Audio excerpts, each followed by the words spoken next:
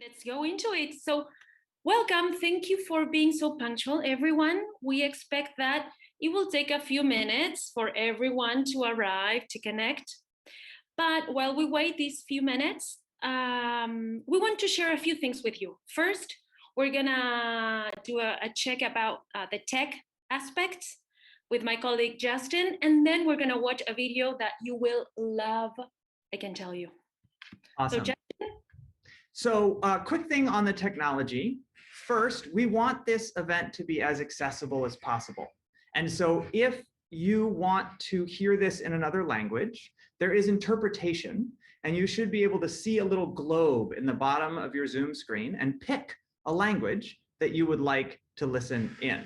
The second thing is that you can also choose closed caption, where there's CC at the bottom, and that will allow you to see a transcript of what we're all saying. The last is that while this is a webinar, we want to interact with you. We want this to be a real conversation. And so we want you to put things into the chat. If you hear something you like, give it a +1. I love that. I'm so excited. If you have a resource you want to share it in the chat. So please give energy, love, and excitement in the chat. And if you find the chat overwhelming, there will be nothing in there that's so vital you can't see it later. So if you want to just focus on the event, then that is okay, and you can just focus and you don't have to open the chat. The other thing is that there are questions that an answer, a Q&A, you'll see it at the bottom.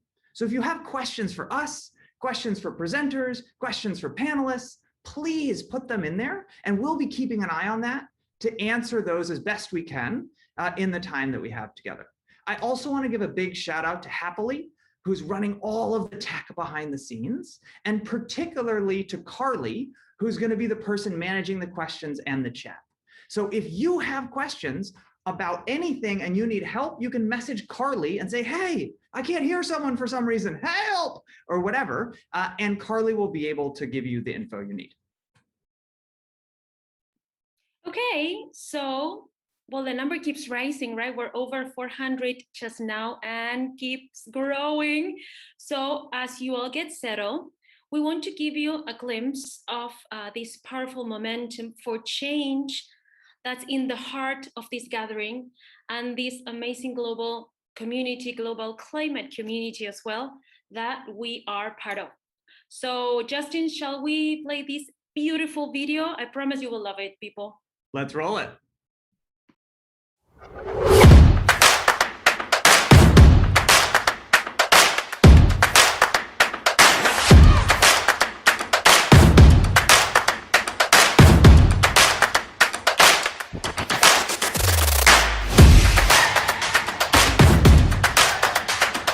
Brewster from Singapore.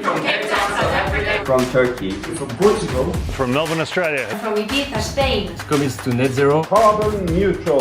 Se compromete a la carbono neutralidad. Al 2030. By 2030. Al 2030.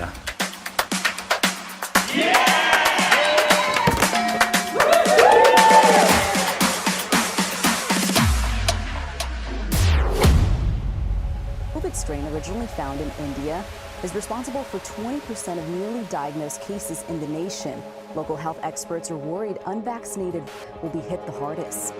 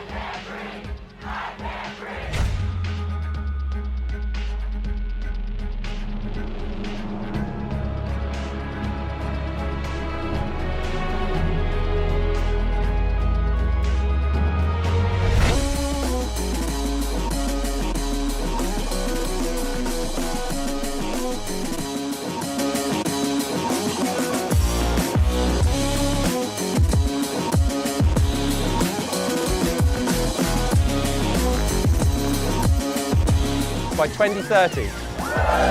From Italy. From Denmark. United Kingdom. From Melbourne in Australia. France. From Taipei. Switzerland. De Bogotá, Colombia. From Ghent, Belgium. From Mexico City. From Western Canada. USA. De Buenos Aires, Argentina. Chile, Colombia y Brasil. Melbourne, LA and London. Across our entire global business. For the future of our home planet.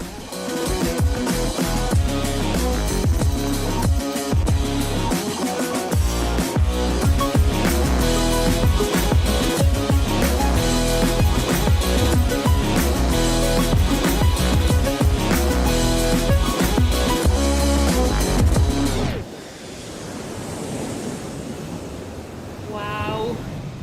Wasn't that inspiring? Don't you love that video? Amazing. Very powerful and very shaking, very inspiring to see all these businesses that have already committed to net zero, that want to commit, that want to learn about their commitment and how to move forward. And I know that you have seen many familiar faces in these videos. What a powerful community we're part of. I'm so happy. So I'm going to introduce myself. My name is Paula.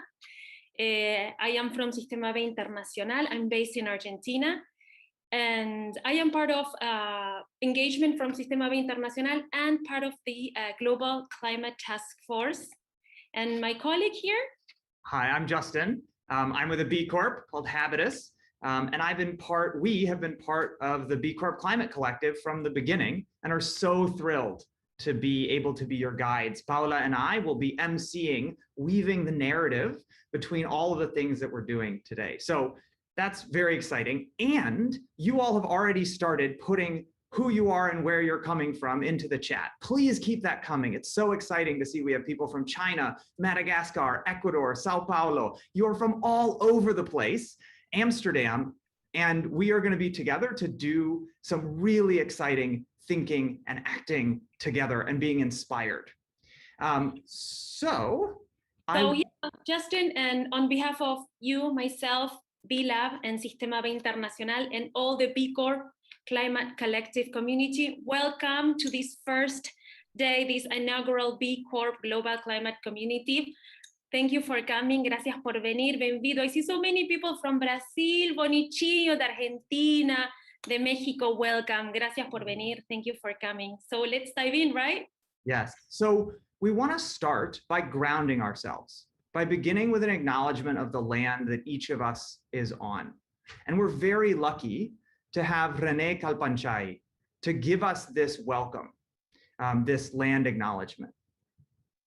René is an Atacameño. He is a grandfather, and he's also the founder of the System of Indigenous People.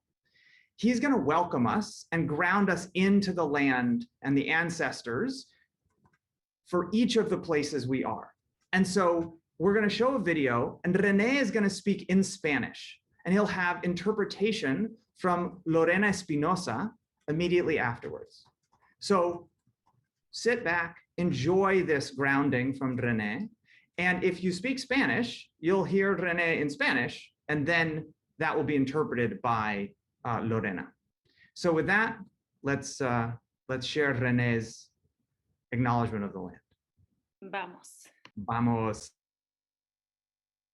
Llamo a este seminario web desde las tierras ancestrales de los pueblos andinos, particularmente del pueblo Atacama, con territorio en la Puna Salada o desierto de Atacama.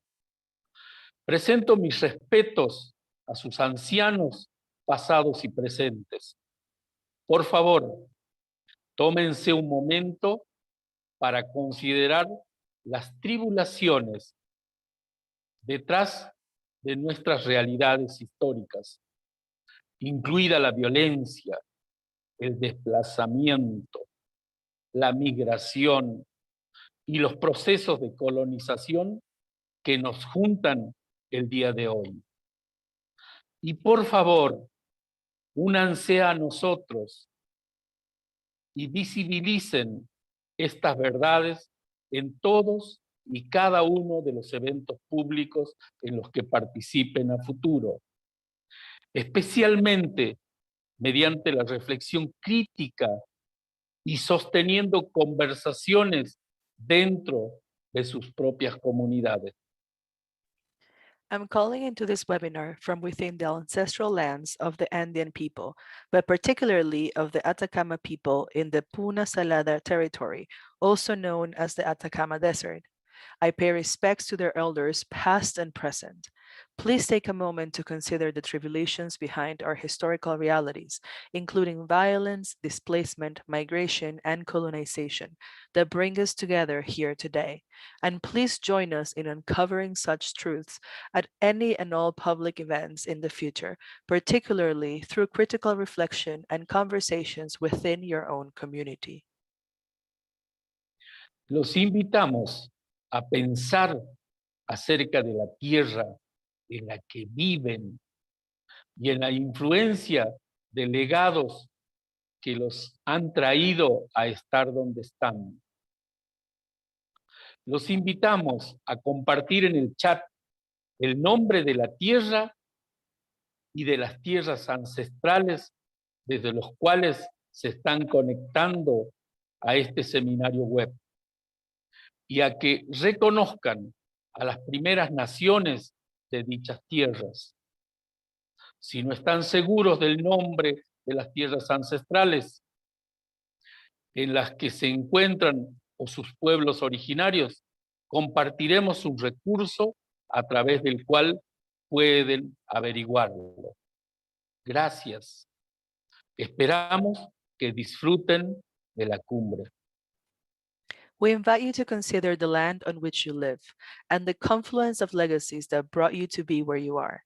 Feel free to share in the chat the land and ancestral lands from which you're calling into this webinar and acknowledge the First Nations people of those lands.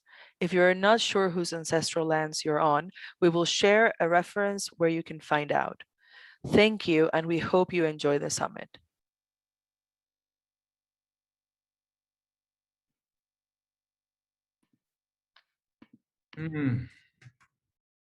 Thank you, Renee. So we want to give you all a moment. I'm calling in from the ancestral lands of the Wampanoag here in Massachusetts. And Renee mentioned a resource. Oh, Paula, where are you calling in from? I am like looking for that. I'm from the Andes region, so I'm like finding the right name from my ancestral land. So Paula is actually modeling what we want you to do, which is go to the links in the chat and figure out what is the ancestral land that you're on and put it in the chat. And we'll just give you 30 seconds to do that so that we're not talking while you're working. And then we'll move into our purposes for today.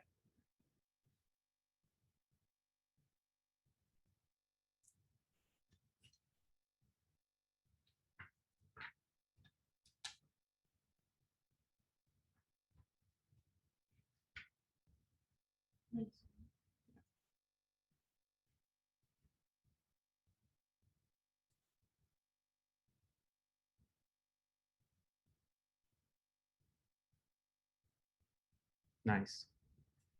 All right. I love the comments from the lands of Lenape, Fisher people.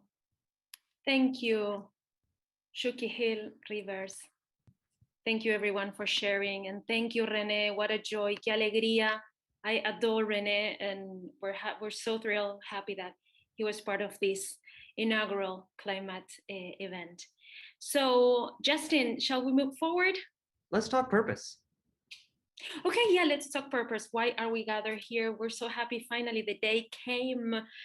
So as you may all know and have seen, we're gathered here today and for the next 2 coming days, tomorrow and after tomorrow, for the following purposes: to center climate justice, to build trust and community, to catalyze action and build on momentum, now that we're all gathered here, and to equip all B Corps and other mission-driven businesses for journey to net zero in 2030 with justice at the center.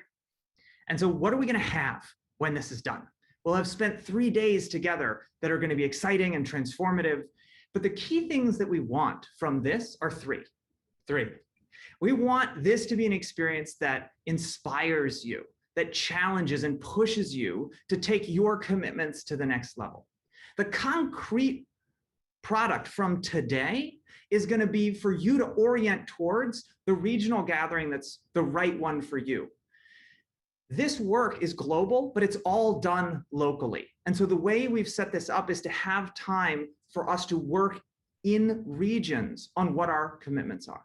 And then the last outcome for today is for us to actually get to connect as people, because that is where the magic happens in our community of people working with business as a force for good. It's when we connect. So you'll see at the end, we have a space for us to connect as people where you'll be able to interact with each other and with us. So do you want to, Paula, talk about the arc of how the 3 days are organized? Yeah, definitely. Let's go into it. So we have 3 days, right? Today is day 1, it's global. Tomorrow, day 2, is regional, with all regional events organized by B Lab, Sistema B, and regional partners. And day 3, on July 1st, are community events organized by B Corps with a myriad of panels. Very, very interesting day 3 as well. So now we are at the opening session, which happens the same twice. And this is to accommodate different time zones. Like, we're so happy that this is reaching the whole planet, right? So after today's launch session, 8 B Corp Climate Collectives around the world will be hosting day 2, tomorrow, regional climate summit sessions with lots of topics and themes, so you won't be disappointed. If you haven't checked, you can check on Scared. It's an amazing platform with all the program, and you can pin what you like and see who's speaking at the panel and so on. And then to finalize, day 3, July 1st, is the Global Forum, filled with over 25 unique sessions hosted by B Corps, many theme panels, super interesting. Please share this information with other communities that can benefit from such conversations, invite them. They won't be disappointed, and hopefully this will be the start of, or the continuation of, amazing conversation and global community practices. So what's coming next, Justin? So one thing I want to just point out on the sched, you see on the, actually, if you go back to the previous slide, one thing you'll see on that is there's a little arrow that indicates pick your time zone. Because this is global, if you don't do that, you could sign up for an event that's at 2 in the morning. So be sure to do that. Sched is an awesome resource for anything you're curious about how the event is organized. So go check that out. All right, let's now move into today, because today is going to be amazing. So the way we've set up the conversation today is that we're going to start with this orientation, and then we're going to set some context about how did we get to this point. A lot of work has been done in the B Corp community to be ready to engage in this global conversation around climate and justice. With that context, we'll then be inspired by 2 core speakers, Gonzalo and Mitzi, and then we will take a small break, because no meeting should last for 2 hours without a small break. And in that break, we're going to do some amazing desk yoga. And then we'll move into a conversation specifically focused on climate justice, because that has to be at the center of how we do all of our climate work. That conversation then will lead us into next actions. Where do we go from here? What are our next moves? And specifically orienting us towards those regional gatherings. So that's our flow. Paula, do you want to tell a little bit about who's convening? I'll talk about a little bit about who's here, and then we can get started. Okay, so big thanks to the conveners of the summit, B Lab, Sistema B, and the B Corp Climate Collective, and the B Global Climate Task Force, led by Kim and Charmian Love. Big hugs to them for their amazing work. And what a surprise do we have, Justin, as well? So we also have amazing speakers from our community.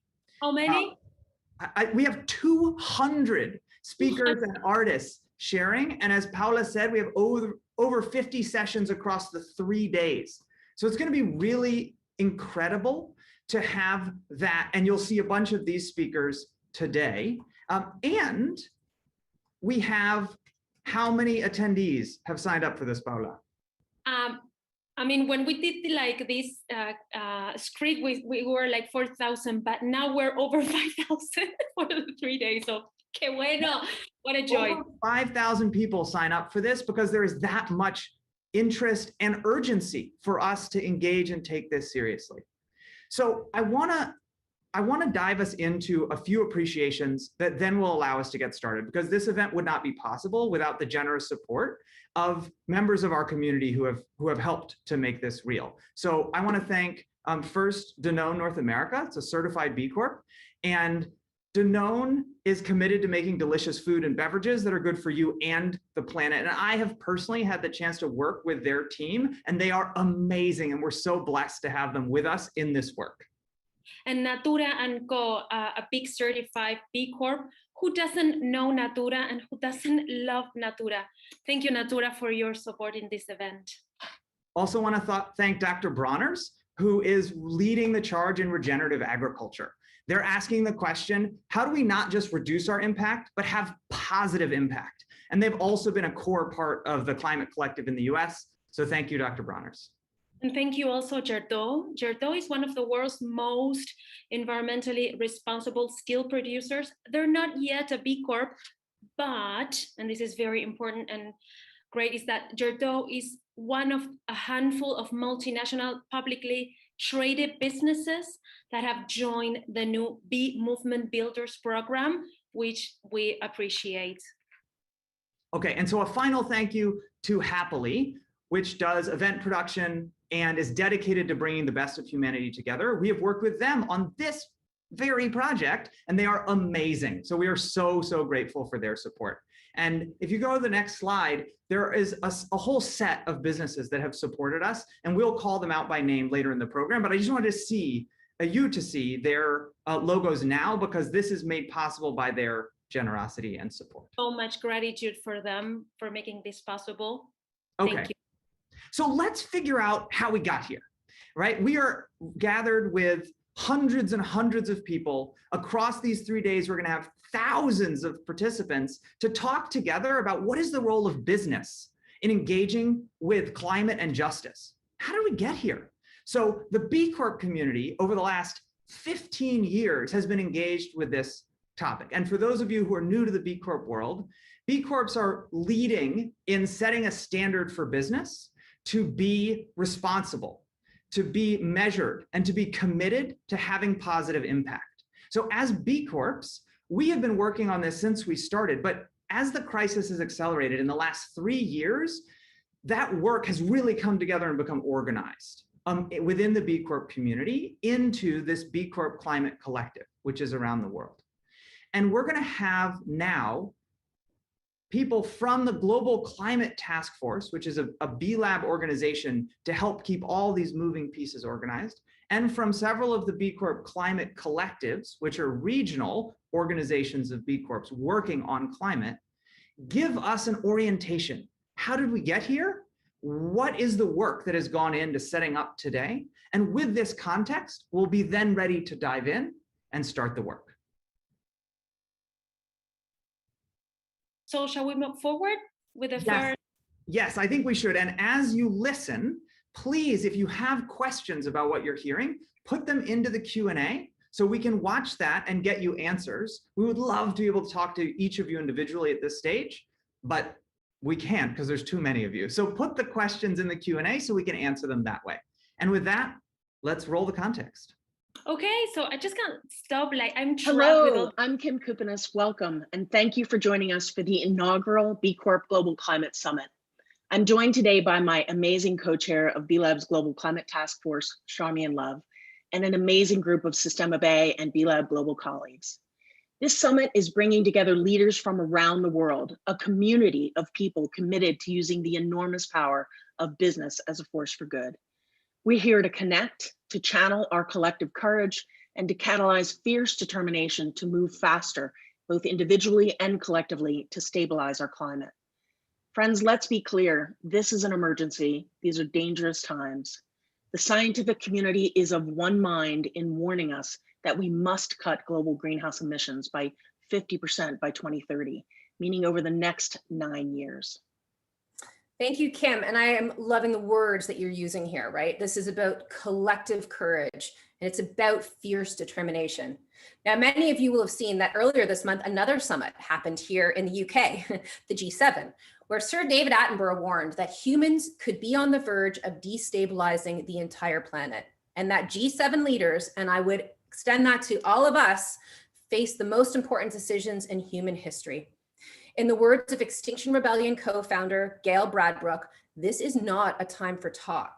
This is a time to act, and to act now.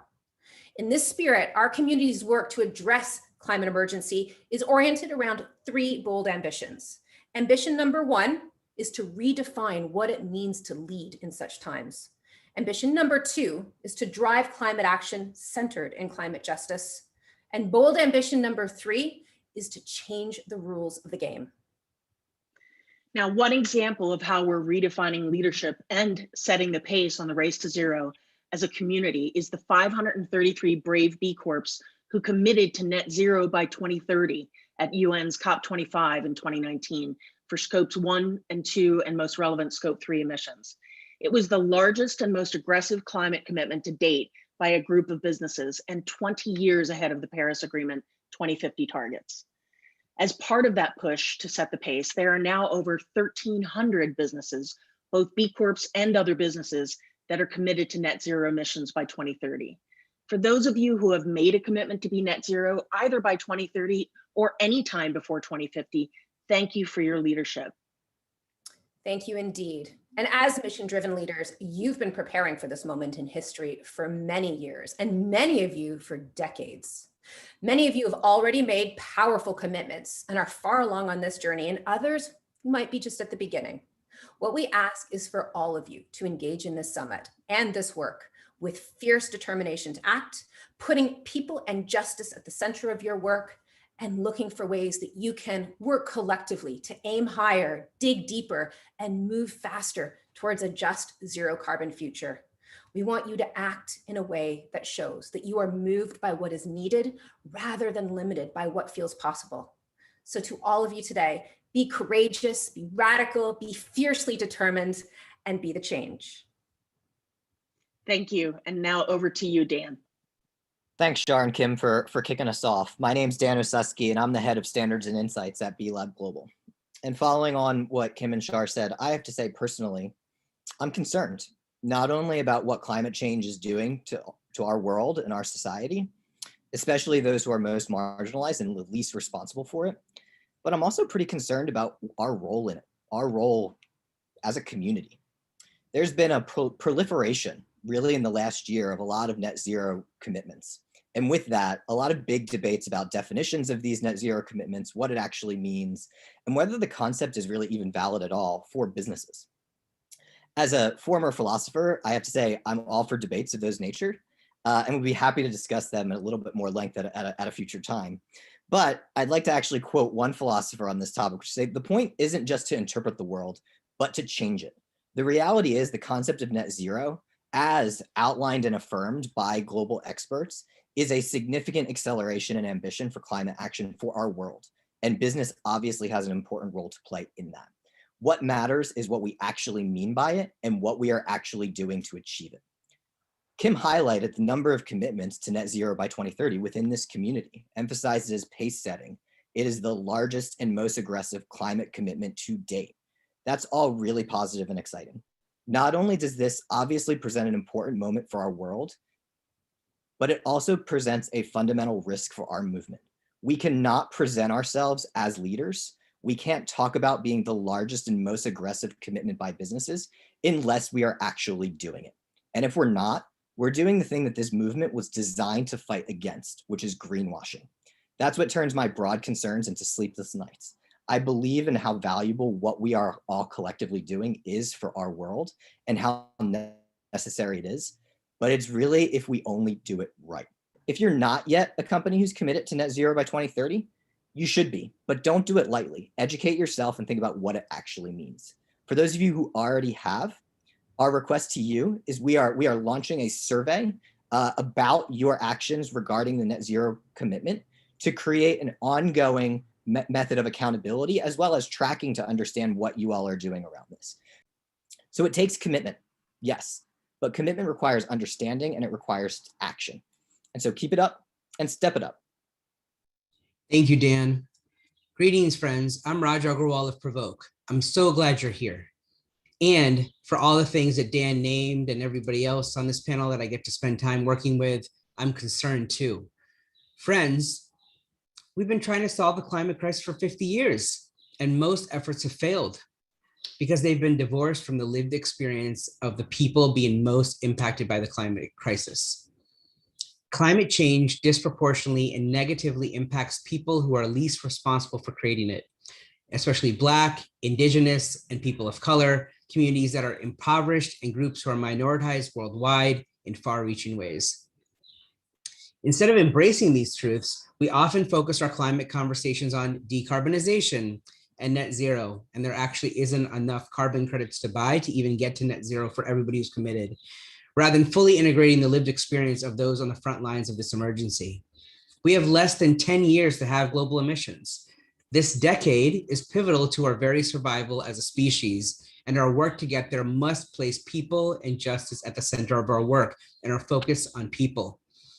In early 2020, a coalition of including B Lab, the COP26 Climate Champions team, my company Provoke, and the Skoll Center of Social Entrepreneurship at the University of Oxford developed a full on-ramp tool called the Climate Justice Playbook for Business that features insights and case studies from over 40 certified B corporations and the communities and humans they impact around the world. The playbook will help you understand the climate emergency as a justice emergency. It will help you link everything you're doing in the climate emergency to human rights, taking a human-centered approach and placing people and equity at the core. How can you plug in? Begin your climate justice journey here at this summit. You're going to hear powerful wisdom from the climate justice leaders and activists who have joined us today and over the next 2 days. I've had some time to be in their presence. I am completely transformed from that experience. Review the insights and obstacles shared in this playbook. Consider which most resonate for you personally and for your business. Personally is really important because that's what drives us. Share the playbook with your team and your fellow business leaders. Commit to centering people and justice in all of your work on climate going forward. Really commit. Invest in this work. For the past year, this work has been volunteer-led with support from a few dedicated businesses. We've just launched the Businesses for Just and Equitable Climate Coalition.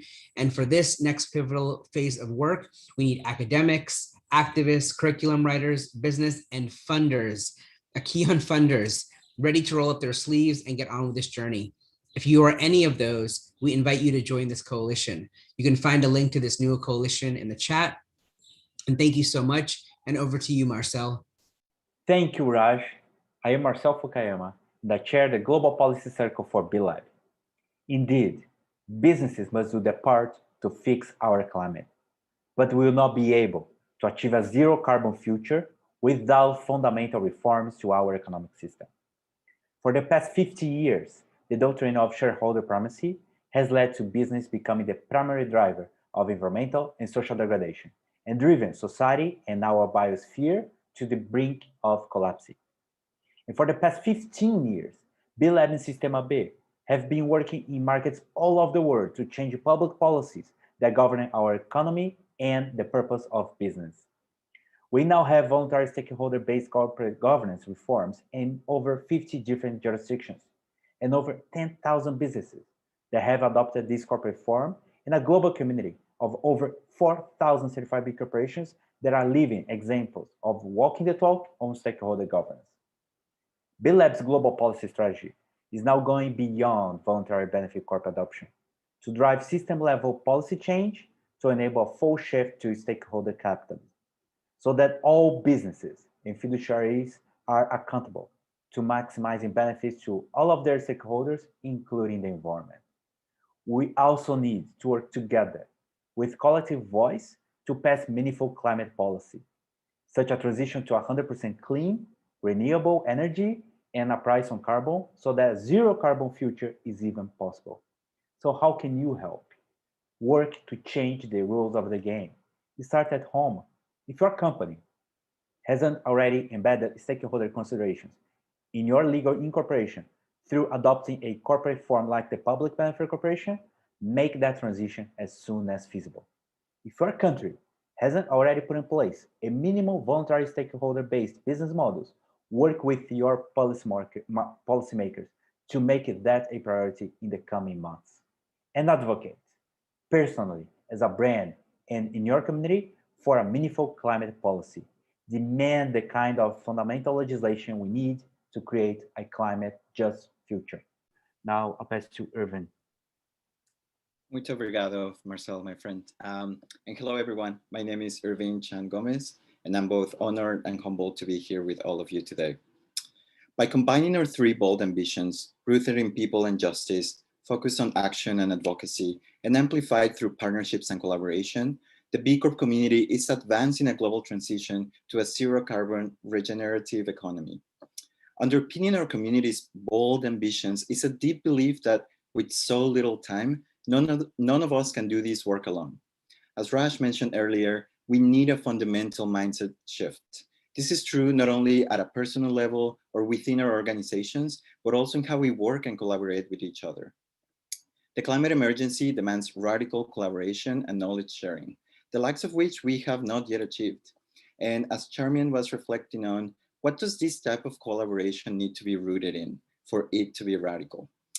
No different to the core of this work, our collaborations also need to be rooted around people.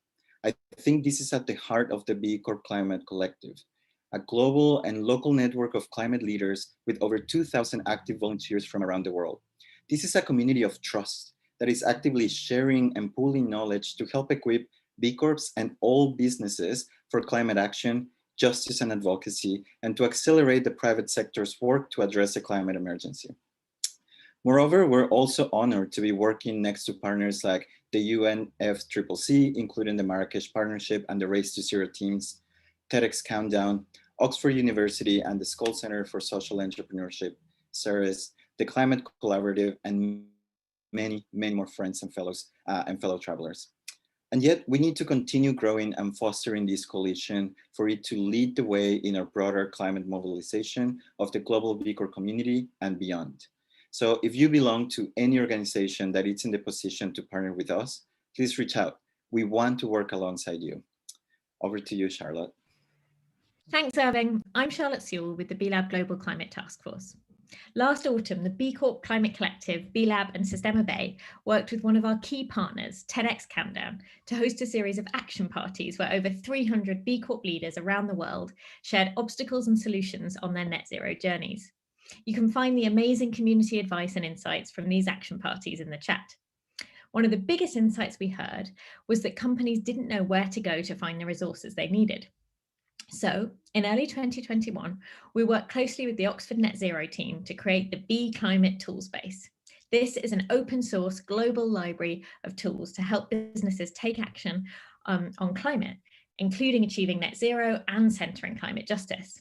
It's all totally free and downloadable and includes toolkits, guides, case studies, webinars, and reports. And they're all smartly curated to make them easy to find. You can find it at the B Corp Climate Collective website /tools. You should also find a link in the chat. We've also worked in collaboration with the B Corp Climate Collective and other partners to create more than 10 free open source tools and resources on climate action, including the Climate Emergency Playbook for Business and the Climate Justice Playbook for Business version 1. So what's next? As you may know, the UN's next Conference of the Parties, or COP26, is scheduled to take place in Glasgow in Scotland this November. This meeting will be a critical moment in history for our species. There are two key things you can do to be part of our efforts for COP26. The first, as Dan said, is to commit to net zero by 2030 and get stuck into taking action. It's your action that will inspire greater ambition and action from other businesses. And second, you can take part in the brand new Boardroom 2030 initiative. This is an exciting opportunity for businesses to engage in how we might change the rules of the game. Any business of any size or location can take part by hosting a Boardroom 2030 conversation that imagines what their board might need to look like in order to meet the needs of 2030. You can use a Boardroom 2030 meeting to explore who's in the room, what's on the agenda, how does the board make decisions. These Boardroom 2030 activations will take place in October and November and will shine a light on the power of boards to bring about the 2030 future we need. You can find out more and how to join in the chat. Over to you, Karen. Thanks, Charlotte. I'm Karen Lickteig with B Lab US and Canada and the B Corp Climate Collective. We all know that the challenges of this past year have been extreme.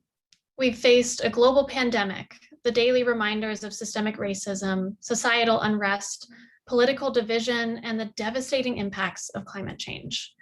This upheaval is playing out in the daily headlines and on our doorsteps throughout the world. The challenges we face go beyond anything we've experienced to date. Yet human courage, determination, and ingenuity are vast and renewable resources. You have all been innovative and resilient in the face of this global pandemic. The world needs us to bring that kind of can-do innovation and focus to the climate emergency. All of our lives, the very survival of humanity, is at stake. So let's sum up some of the calls to action. Start by committing to achieving net zero emissions by 2030, or as fast as possible, and certainly no later than 2050. Center all of your work on climate in people and justice. Work to change the rules of the game in your companies and in your economies. Advocate for meaningful climate policy using your personal and your brand voice. Partner with others. Climate action is not about competition, but radical collaboration. We must share the knowledge and resources we have to get to a zero carbon future. One great place to start is to get active in the B Corp Climate Collective in your region. And if one doesn't exist, start one. Then do the work. This cannot and must not be about commitments alone. This is the time to act and to act now.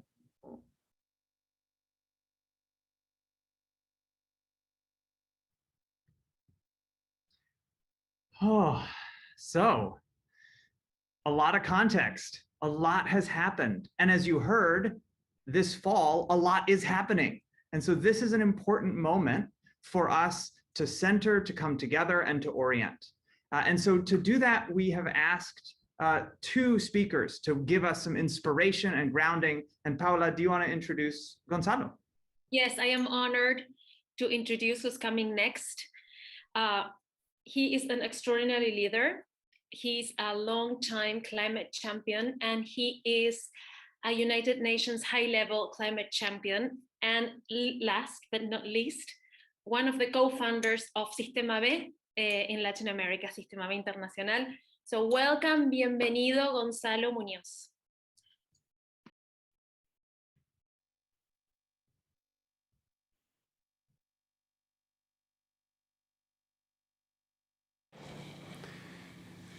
Hi everyone, it's really great to be with all of you today. I'm of course speaking to you as a member of the B Corp community, as the United Nations High-Level Climate Action Champion, also as a co-founder of two B Corps that are directly and actively confronting the climate crisis, but also as a father of 3 girls that are now suffering of eco-anxiety.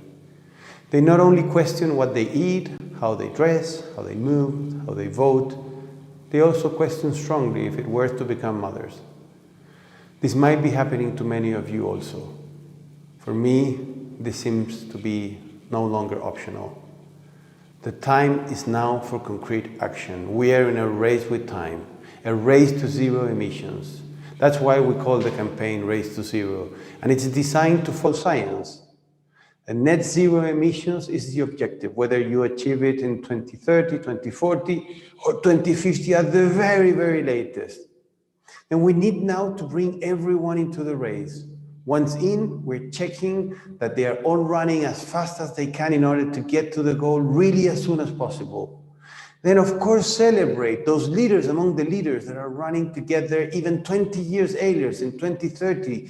B Corps, you are the leaders, the pace setters. Thank you for the commitment. Thank you for positioning the goals in 2030. As many of you should know, we have set this ambition. Now it's about what we do. It's about concrete action on a daily basis. about the work we do in our value chain. It's about which climate we create once we purchase. It's about including this topic amongst the culture of our organization. It's about healthy skepticism on things like net zero.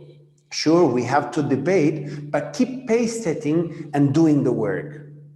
For those of you that are not still part of the race to zero, get onto the journey. What are you waiting for? Today, you cannot wait any longer.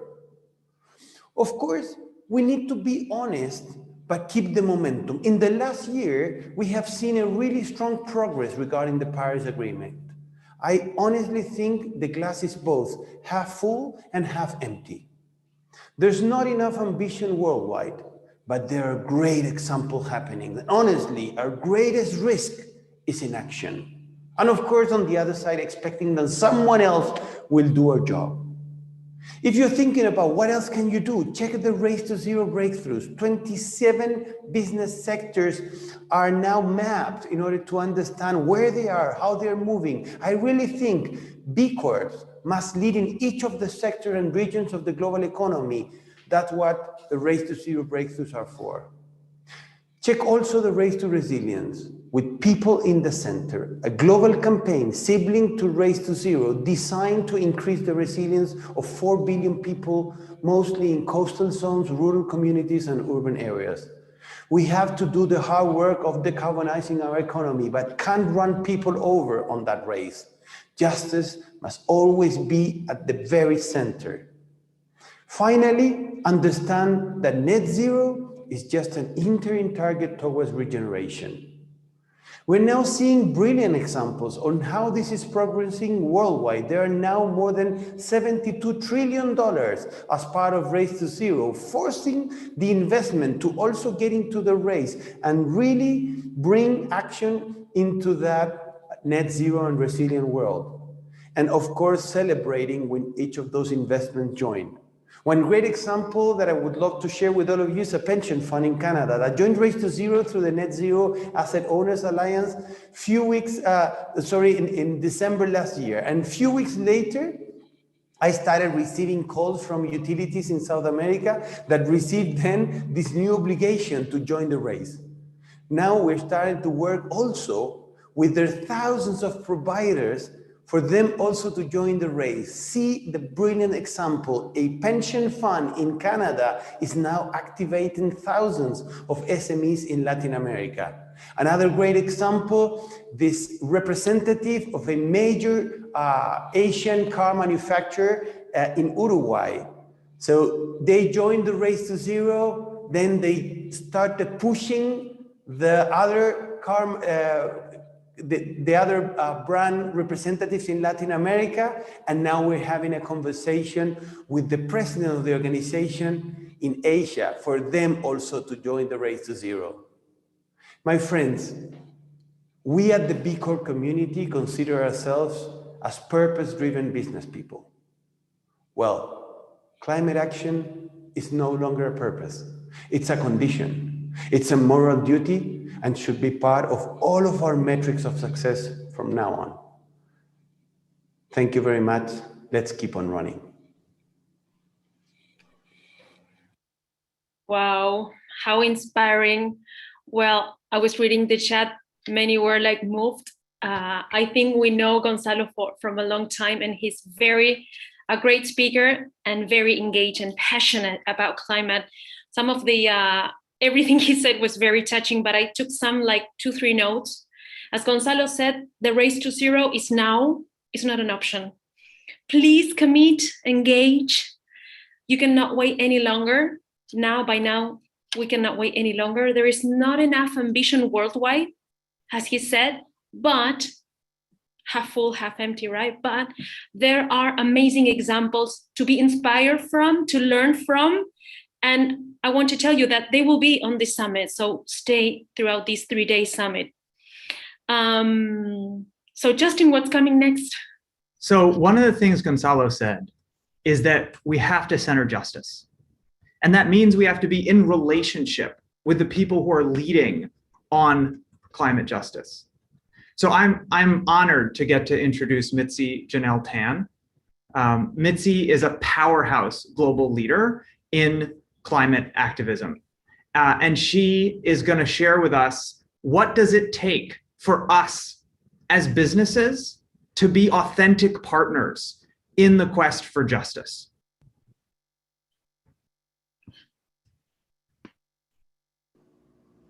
When I was asked to do this speech, I wasn't sure how to start. The thing is, I believe so much in people's capacity to change for the better. But one thing I really hate is lying. When the lies start, it's hard because you don't know if change is happening. When the lies start, I would honestly rather reserve my energy for others who are more willing to listen and change. So why do I say this? I'm sure, as you all know, that there is so much greenwashing, or as a recent Guardian article put it, bullshitting from the private sector. And that makes it so hard to not just run away and decide not to talk to any of you at all. But I know there are different aspects of the private sector, and if I'm right, none of you here are the biggest polluters, and so maybe you can actually be talked to. But I'm not here to mince words. The climate crisis is a symptom of the system that has been built to be unjust, a system founded on oppression and injustice and colonialism and racism and sexism and human pain. And all for what? For profit, for the fantasy of everlasting growth on a planet that has limited resources. And if you think that we're running out of time, you're wrong. We're already out of time. My home, the Philippines, is one of the most vulnerable countries in the world to the climate crisis. In the past 20 years, we have had the highest number of extreme weather events. I'm 23 years old. I was practically born into the climate crisis. Last year, the strongest storm landfall on recorded history hit the Philippines, and barely a week after that, another typhoon poured over a month's worth of rain in under 24 hours. I was on my way home when the typhoon came. I remember my mom called me and she told me, "Mitzi, don't come home because the roads to our house are flooded." I had to stay at a friend's place with no electricity for 3 days, not knowing if my mom was okay, if I would have a place to come home to. The floods in my city reached up to the second floor of buildings with over 12 meters or 40 feet high. People were stranded on their rooftops in an effort to survive. This is what it's like to live in the Philippines. Growing up, there were weeks that I had to do my homework by candlelight because of the raging typhoons outside, and I'm already one of the more privileged ones. So many have had it worse than I do. These typhoons have only been getting worse and worse. Growing up, we were frequently visited by the wails of the rushing wind, the heavy footsteps of rain, and the angry banging of thunder. The fear of typhoons and drowning in my own bedroom were constant companions. My climate anxiety, exacerbated by my climate trauma, consumes me. The climate crisis is here. We're already going through hell, and things will only get exponentially worse as business as usual practices continue and key players keep spewing out empty rhetoric and false promises. I have run out of words. I don't know how to stress enough that what we're doing now, especially the private sector and world leaders, is nowhere near enough. So I'll let the Intergovernmental Panel on Climate Change scientists remind you. Just last week on the 23rd, some UN draft reports were leaked. What did it say? Species extinction, more widespread disease, unlivable heat, ecosystem collapse, cities menaced by rising seas. These and other devastating climate impacts are accelerating and bound to become painfully obvious before a child born today turns 30. That means less than 30 years from now. I'll let that sink in. Has it sunk in yet? Has it sunk in that major cities across the world will sink? That people will drown in floods even more than they already have today? On one side of the planet, you have people drowning from floods. On the other side of the planet, you have people dying of thirst. We need you to prioritize the people and the planet over profit. And I know some of you say, You already do, but we need more, and we need you to help pressure the other private sectors, especially the biggest polluters, to do the same. When I say we, I don't just mean people from the Philippines or the global south, not just our generation of youth, but humanity, which you are part of. The richest elite have a debt to pay for the climate crisis that is happening to us. And when we are talking about climate action and justice, it means recognizing that countries and people least responsible for the crisis are the ones most impacted. So check your supply and distribution chains. Beyond sustainability, look at the rights of your workers and your partners' workers. Look at the brutality of how the materials are being extracted from our lands here in the global south for the profit of the global north. I know it's difficult, but I did say that the system was built to be unjust.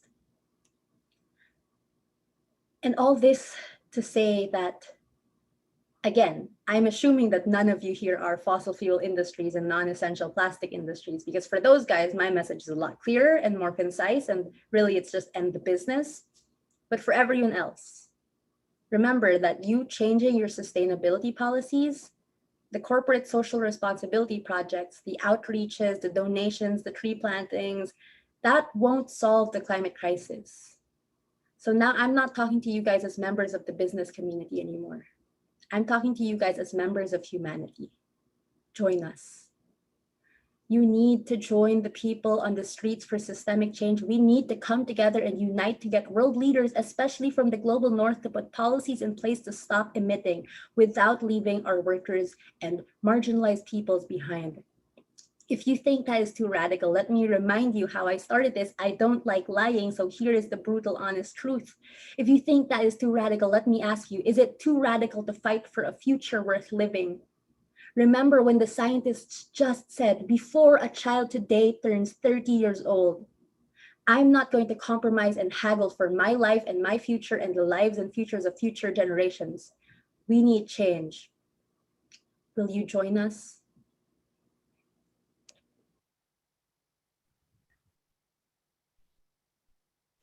So I want to just give a moment, take a deep breath, just take that in.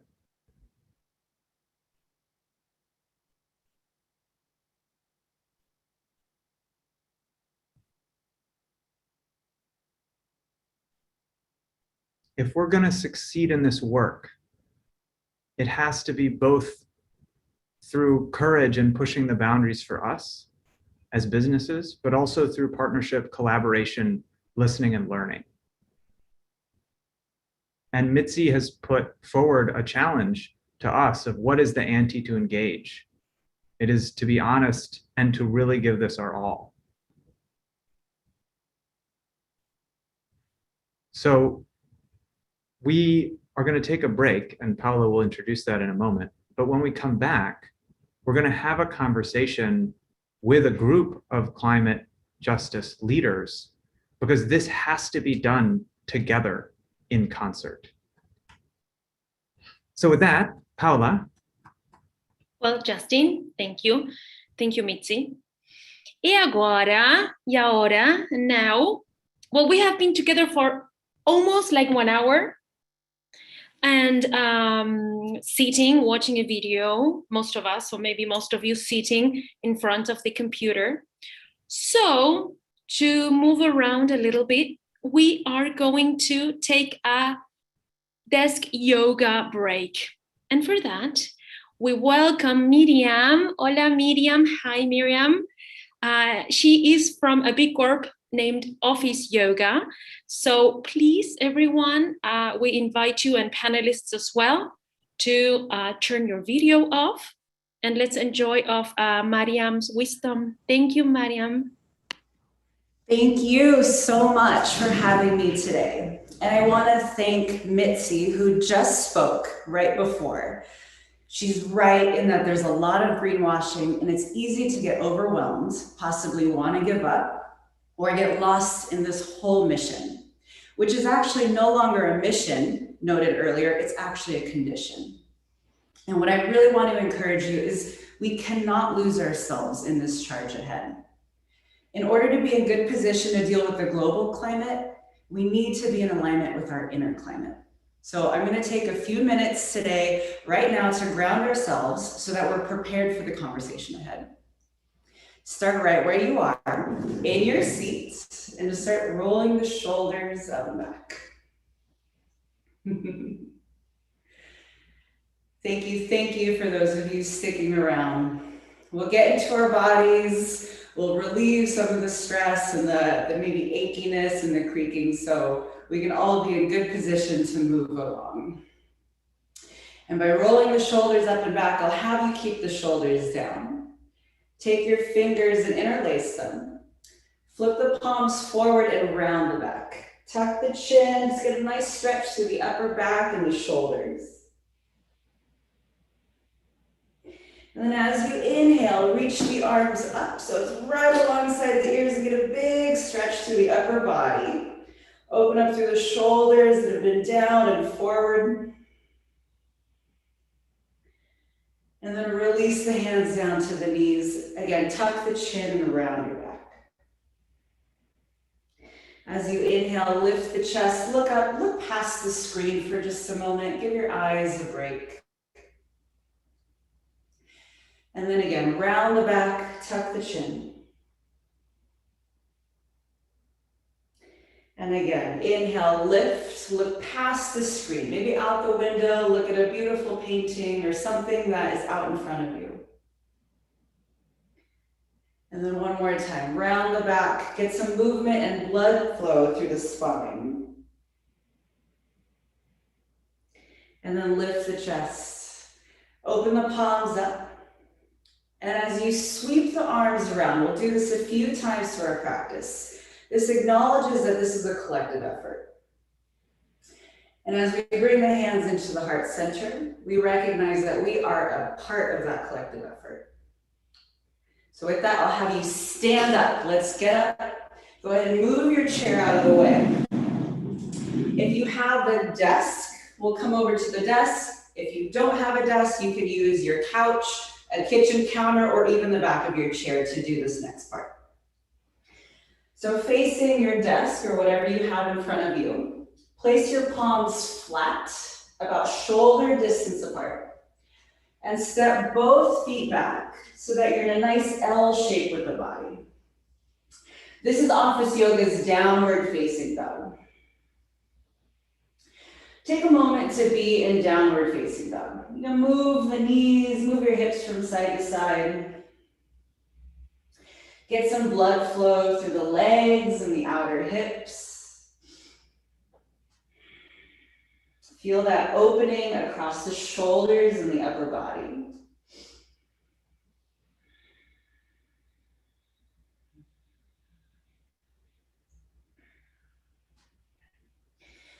And then settling into your downward facing dog shape. Step the right foot forward, just underneath the edge of your desk, and come into a warrior two position. Back heel turns down, and the arms open up so that they're parallel to the floor. Warrior two is a very strong stance, really grounded through the legs, grounded to the earth beneath you, and the arms are opened up. The back hand acknowledging the past, the front hand looking into the future, but yourself here in the present moment.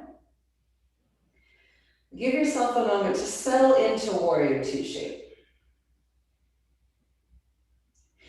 With the next inhale, we'll straighten the legs, circle the arms up, remembering this is a collective effort of climate change. And then as you exhale, bring the hands to your heart, remembering that you're a part of that. Again, inhale, circle the arms around, straighten the leg. And then exhale back into warrior two. Inhale, recognizing the collective effort. And then knowing that you have an important role in this. One more time here.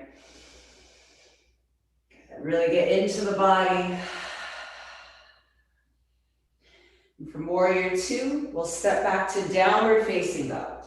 So reset. Take a moment coming back into this shape.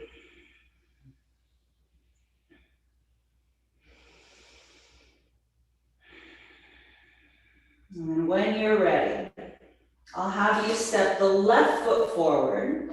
I'll do the same side so that we'll face each other, but you step left foot forward so you're on the second side.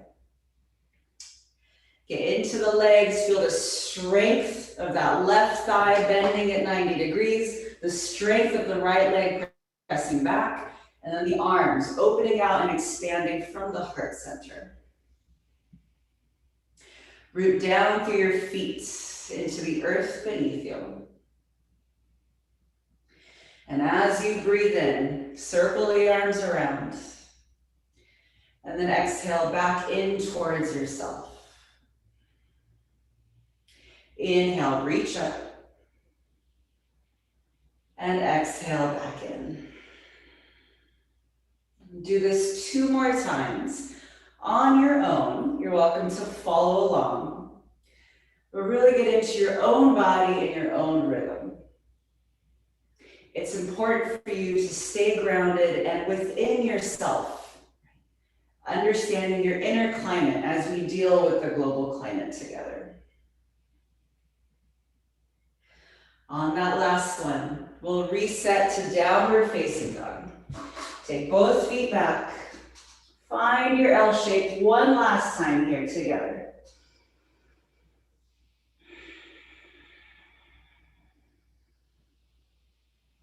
And from downward facing dog, just release your hands towards the floor. Come into a forward fold. Let the head hang nice and heavy. Any stress or tension can fall from the shoulders and the top of the head. And you're welcome to bend the elbows, hold opposite arms. Gently sway the upper body side to side.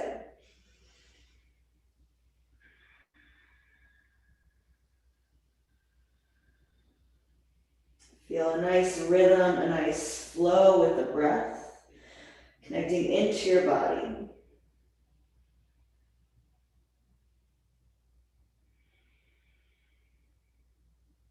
And releasing the hands, gently bend the knees, slowly, slowly roll yourself up. Head comes up last. And one last time together, let's sweep the arms all the way around, acknowledging the collective. And then bring the hands to heart center, acknowledging that you're a part of this and ready for the conversation to come. Thank you, thank you, thank you so much for having me today. I look forward to seeing you again soon. Well, thanks to you, Mariam. Thank you. I mean, how good was that, right? Like to work in our inner climate. They say how it's inside, it's outside. Well, thank you for that time. How did you feel, Justin? Amazing. I have to say it's a little hard to do in a suit. So next time maybe I'll lose the jacket. Inside, you just didn't see this, but like it worked out well inside of me. So what's coming next? So next, we're now going to have this conversation with Dr. Alonda Williams from B Lab and Dan Egol from Inclusion Network are going to lead a conversation with a group of climate justice leaders to ask that question: what is the role of business in all this? How do we engage in that conversation? So I cannot wait for how this goes. And they've already had a conversation that we shared with you all in advance, which was amazing. And if you haven't gotten to watch it yet, I highly recommend. And we'll throw that in the chat so you have it for later. But with that, Dan and Alonda, I'll pass it to you to kick us off. Thank you, everyone. It's lovely to be here, and it is my distinct honor to have this opportunity to be in conversation with these incredible climate justice leaders. As noted, we had an opportunity to speak with them and a few others a few weeks ago, and the link for that conversation will be put into the chat. And we are going to use today's conversation as a part 2 to dive into the topics we didn't necessarily have a chance to get into last time, and to make sure that our speakers really have this opportunity to address this community of global business leaders and B Corps. And putting into the chat as well, the 4 questions that our initial conversation centered around. They're the ones that we had a chance to dive into, and we're going to continue these today. So I wanted to introduce very briefly our panelists who are here And just to note that if you'd like to learn more about their bios, you can check on the Sketch website and check out them on the website for the conference as you need to. So today we're joined by Rashida Jamu, the curator at Freedom John, who's based in the United States. We're joined by Mark Cook, who is a volunteer at Elders Climate Action, also here in the United States. We're joined by Fatima Gonzalez Torres, who is a producer and video strategist at Ecosia, which is in Germany. Gladys Kivati, who's the executive director of Sustainable Business Consulting in Nairobi, Kenya. And of course, Mitzi Jonelle Tan, our youth activist based in the Philippines. And so with that, panelists, I would love to invite you to think about, based on the conversation we had last time, where we talked about the role that business can play and the actions they can take as it pertains to climate justice. What might from that initial conversation stands out to you? What might you want to dive into a little bit deeper during this second conversation today? I'll turn the floor over to you.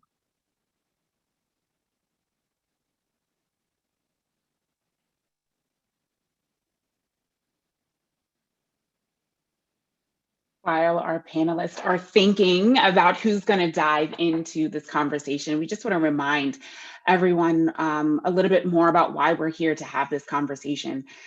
We worked very, very hard to look at the gaps that technically are in existence in this conversation within the Climate Collective and within our network.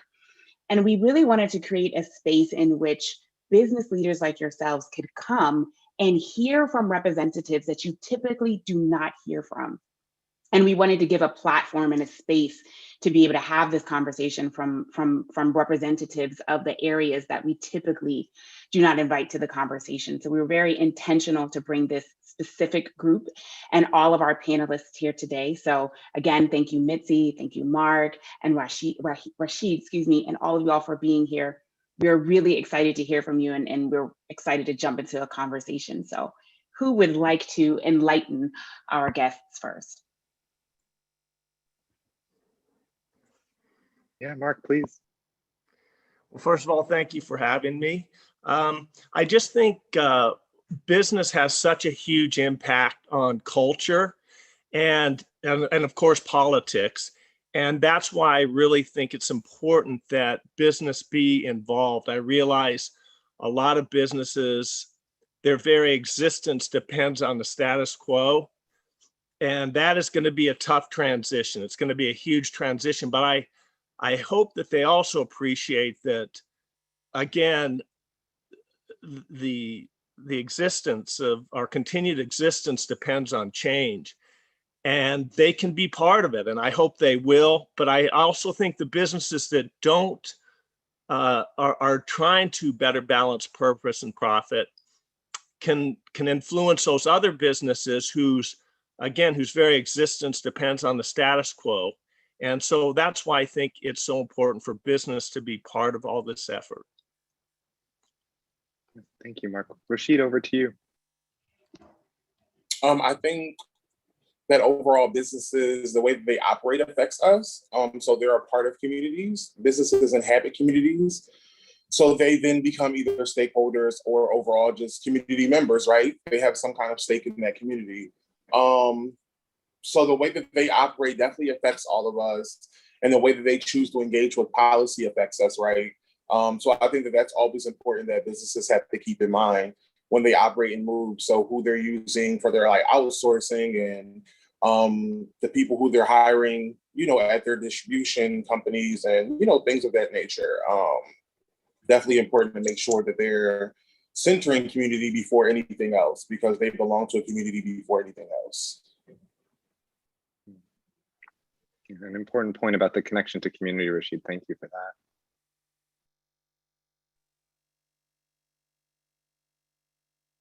I can go next based on that, what Rashid just said. Indeed, I think it's very important indeed to think of the communities, and also not just of the communities where one is based in as a company or as a business, but also in the case of Ecosia specifically, but many companies have this as well, stakeholders outside of the communities you're working in that you impact because you work with them.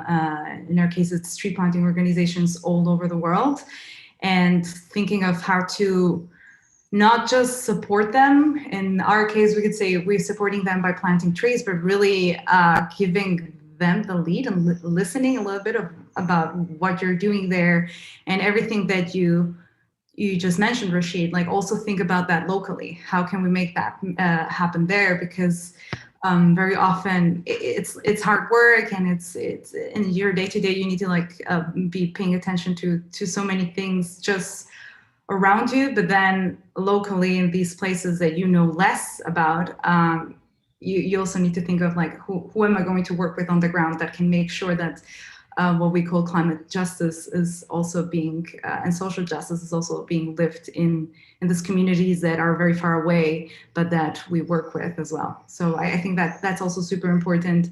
It's a lot of work, but perhaps having a team dedicated to that specifically is really important, because otherwise it kind of becomes a CSR activity instead of becoming a priority. And I think that's perhaps also something that the businesses need to think about, the more transnational we all become and work. Thank you, Fatima. I saw some heads nodding. I would like to turn things over to Mitzi. Yeah, just to jump off what Fatima said, we have to think of the communities, and we have to stop seeing ourselves, stop seeing the businesses as the leaders. You guys aren't the leaders. The leaders are the people who are there. The leaders are the people who are being impacted. They know what's best. They know what to do. And aside from the communities you're impacting and surrounding, also look at your supply and distribution chains, look at every single impact that you're doing, because it's there. And also, as you're looking at that, look at your teams within also, look at who are the people in power are. Are they the same people, the same white old men, I'm sorry for the white old men here, not really, who have led us to this climate crisis, the colonialist capitalist system? If it's the same leaders, if it's the same people at the top, then are we really fighting for change, or do we just want to look for peace, right? Yeah. Gladys, is there anything you'd like to add to the conversation around stakeholder groups and how you're engaging with them in this work?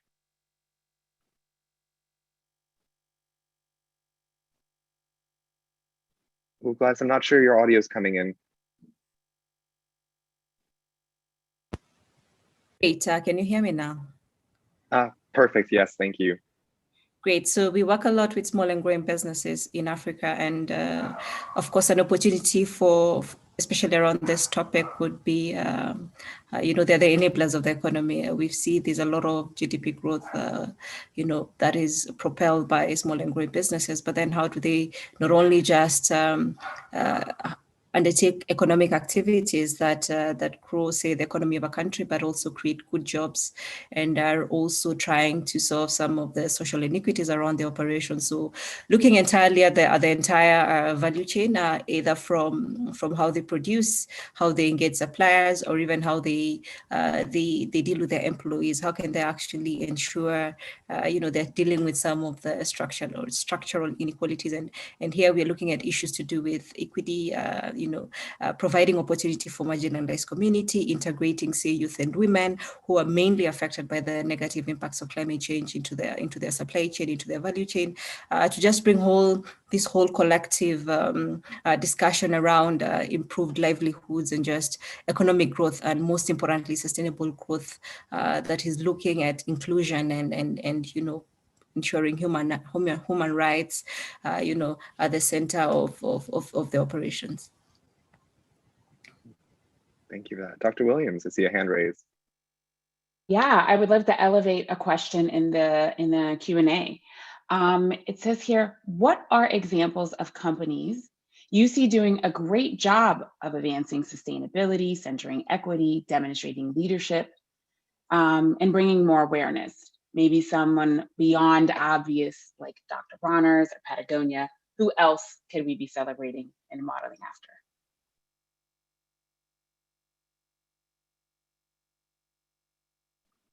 Yeah, Mark, please. Off the top of my head, unfortunately, I can't think of an international corporation, but here in Tucson, Arizona, it's a B Corp called Technicians for Sustainability. And in fact, we're a city with surrounding communities of nearly 1 million people. And I think it may be the only B Corp that we have in our community. But anyway, they're installing solar panels. The name Technicians for Sustainability just says that they've been in this game for a long time. They have been in business about 25 years. So again, I think they're raising the awareness of it. I think we need a whole lot more of it, but that's a company I'd give a shout out to.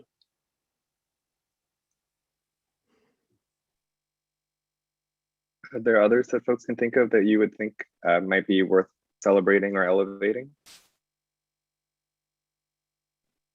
Maybe I would like to highlight perhaps also a movement here in Europe that is very close also to the B Corporation Heart, and we also collaborate with them. So within the B Lab world, which is the Purpose Foundation movement. So the current problem that we have in Europe, I don't know how it is in the US, I guess it's very similar, is that there is no legal basis for so-called social businesses, whatever that means, right? So everybody also has a different definition of what social business means, but very broadly said is it's basically a private company that exists for the purpose of solving or helping solve a social issue. And in order to, the only option you have is to either become a foundation, which sometimes comes, at least in Germany and many other countries in Europe, comes with a lot of overhead administratively, but also financially, or you become a private company, which means that at any point someone could sell the company, sell the shares, and then your mission in a way is hijacked if they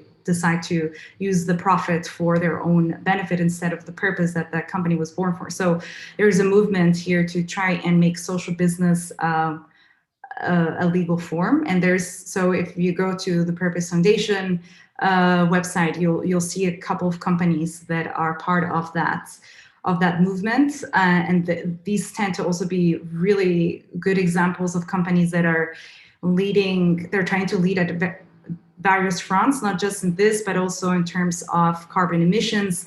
They're starting at the same time a movement of not just becoming carbon neutral, but carbon negative. So there's a lot of pledges out there for a lot of corporations and companies saying they want to become carbon neutral until 2030, some of them 2050, but that's often not enough.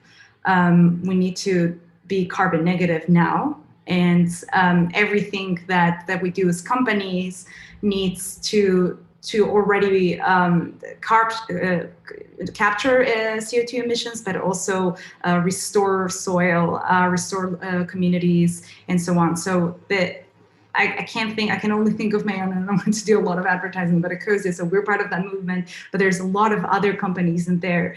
And some of them are super big, some of them are very small. And so it's worth also having a look there. This is very Europe-centric though.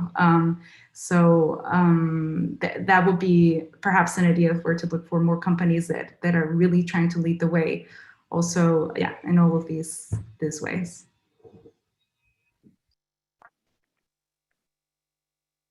Question for the panelists. We spend a lot of time elevating organizations that we think might be getting it right. And while we don't want to spend time outing any businesses specifically, I'd love to hear from you all on what can the businesses that are on our call right now be thinking about sometimes when actions don't sync up. What are some actions that maybe businesses might be thinking are really doing good, but perhaps might be having some hidden ill effects from you all's perspective that you might want to share with the panelists today? Rashid. I think I see this all the time. I work in a neighborhood CDC in Philadelphia. So what businesses do a lot is they talk amongst other business owners a lot and like try to get the perspective of what they see and what they feel the community needs, rather than taking the time and making space for maybe community members to come together and maybe like have like some kind of, maybe town hall or something of the sort and ask them what it is they need, right? So in RCOs what a lot of people do is when they're like proposing a development, they also have this thing called like maybe a community benefits agreement, where it's like they offer something to the community in return for like allowing them to like build on that land or something of the sort, right? And so that's helpful versus just coming in, having conversations again, like Mitzi said earlier, coming in assuming you're an expert and not getting anything from the community who's actually there, and just moving off of that rather than actually asking the questions, right? So not asking questions and just moving without any guidance, any real guidance is really always harmful.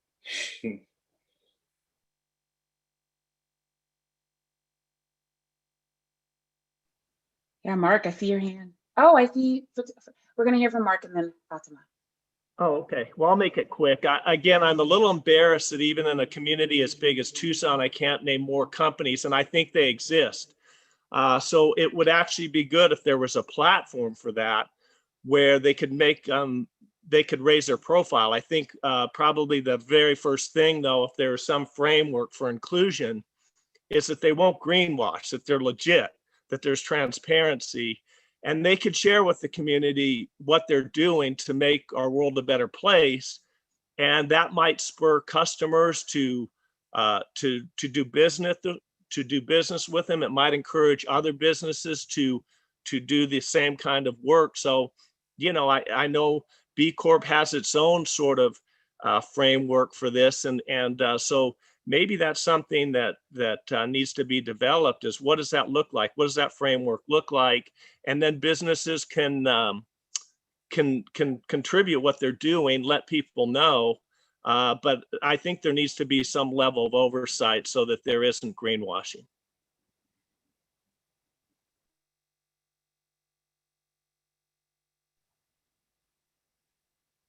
Fatima, was your hand up? Yes, sure, I guess. I wanted to perhaps relate a little bit to that question and very specific perhaps to marketing departments. I'm part of our marketing department at my company, and something that I've seen a lot, so part of my job is also to go to these tree planting projects where we're working and understand a little bit better what's happening on the ground, to then be able to explain many things around the community, but also tree planting and so on. And one thing that I've noticed, we've definitely made that mistake as well in the past, but also that I've noticed from other colleagues coming on the ground from different companies and organizations, is that often passing the mic is really misinterpreted with just like sitting someone in front of a camera and letting them speak, but you're framing it in a very specific way. And to a certain extent, that's okay, because you have to translate, like not just literally, but you need to translate what's happening on the ground and what you're seeing. Framing is just part of the job. But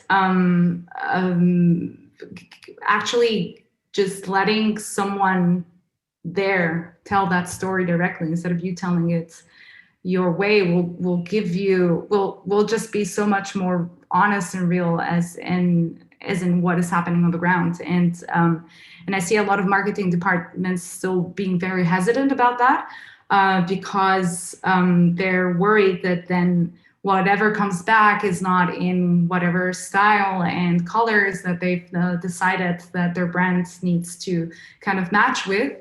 And it just being a little bit more courageous and just trusting that people will tell their story literally so much better than you will.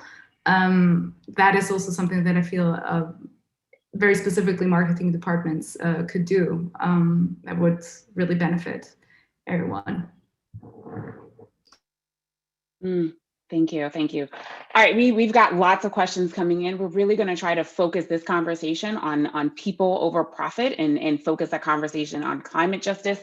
Lots of folks are answering the questions in the chat. I see a really good one, and I want to talk a little bit about money and funding. So there's a question, I've lost it, about investors. This is from an investor. As an investor, I am conscious of the importance of capital to reach scale.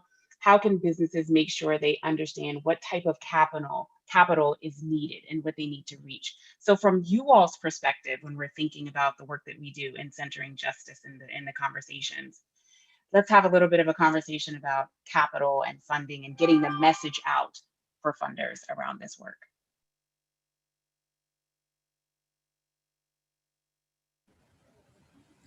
Maybe I can pick that up. Please. Great. So what we do as part of our work is ESG advisory. That's ESG stands for environmental, social, and governance. And one of the things we do, especially working with investors, is maybe just trying to help them conduct a due diligence on investor-ready businesses, especially for people who are looking to invest in responsible businesses. And one of the things that we've realized, especially in the market, and I would say in developing markets, is there's not really a strong business case, especially on the non-financial elements of, say, climate change and issues such as climate justice. So most of the focus has been on looking at your growth trajectory and just ability to scale. But then, of course, there's still need of a lot of investor education on how capital can actually be equated to say the non-financial elements. Is it possible for you to, it's like putting a figure on the non-financial elements, which is where climate justice falls in. Why is it important for a business to consider human rights, employee issues, and issues around vulnerabilities, working with disadvantaged groups? So I think there's still no and there's still no value that has been pegged on that, and it's really difficult, really, for a business to really operationalize such initiatives and just trying to demonstrate, even as they're raising their capital, will need funding to grow in this area. Yeah, that's all I can say now.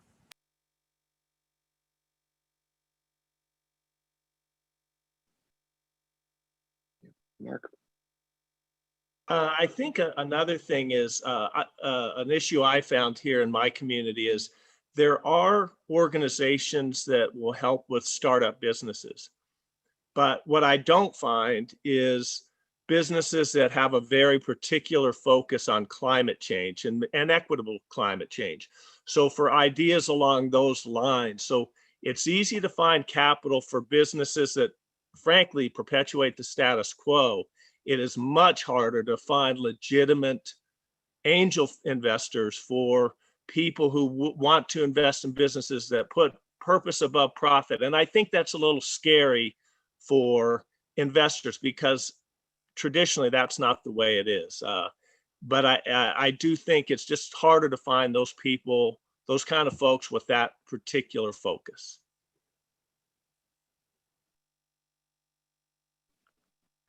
So I'd like to include one final question from our audience before we allow our panelists to have some time to wrap up with any closing thoughts. And that question is, how should B Corps be engaged in strategic lobbying or political efforts that support the broader mission beyond achieving net zero emissions in their own operations?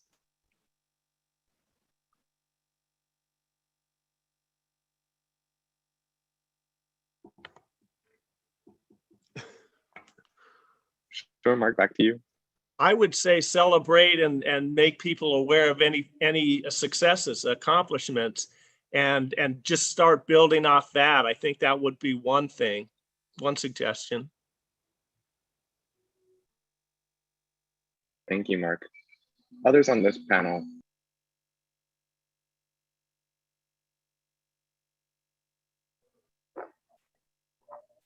Can you repeat the question? Absolutely.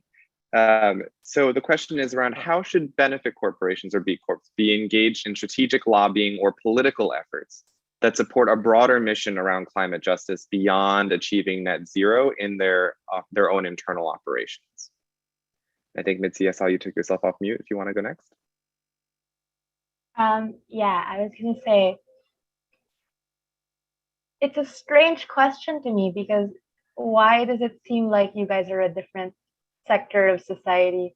You are also people, so we should be fighting for the same things with the same kind of messaging, and that is that the global north especially has overstepped their emissions. They have a climate debt and they have gone over their fair share of emissions, and it is causing destruction in the global south. And that also answers another question of someone in the question, the Q&A section, asking about current targets, if any of them are enough, they're not enough. So at this point, we all have to start thinking, how do we make sure that when we go into politics, when we do lobbying efforts, how do we make sure that we all collectively make an effort to make sure that the global north reduces their emissions drastically, immediately, while being fair, while keeping society in there. And the way to do this is to do what you're already doing and then doing a step further by talking to the other people in the private sector, by talking especially to the bigger sectors, and again, by joining the people who are demanding for more, by going beyond just being a corporate activist and going to the streets and becoming like really dedicating your life to this also. Can I just add also, I think that one of the things that people forget is that when you're a business, like it's a risk anyway, right? And so a lot of people are scared of taking risks, but when you create a business, that's what you're taking. And so like, if you say that you're dedicated to a cause, then you'll do no matter what it takes in order to support it, right? And your values and your beliefs are going to show through how you conduct your business anyway. And the receipts are always right there, so people can see what it is you're doing. And so like, that's up to you. That's not really, that's not really a question for us. It's kind of like Mitzi said, like, you're a human, you know exactly what it is that you would want to see benefit you in your community. So, it's at this point, that question, I mean, I get it, it's a good question, but it kind of like fell up short a little bit for me. So it sounds like if we were to pull some general threads and themes of the conversation, that justice in the case of climate justice is really around breaking down some of these perhaps artificial barriers between how we see ourselves as businesses, as people, and really thinking comprehensively, not just about sort of a net zero program, which is certainly fundamental and important, but also how our internal operations, our relationships with community stakeholders, how we treat our employees, all of these different decisions and facets of organizational life and human life are really intertwined, and we want all these efforts to be in concert with one another. And so with that said, I'd love to give everyone on the panel a final opportunity to answer the final question, which is there anything else that we haven't had a chance to address? And certainly that list could be pretty exhaustive since there's so much to cover, but that you'd really like for this community of leaders around the globe to know about.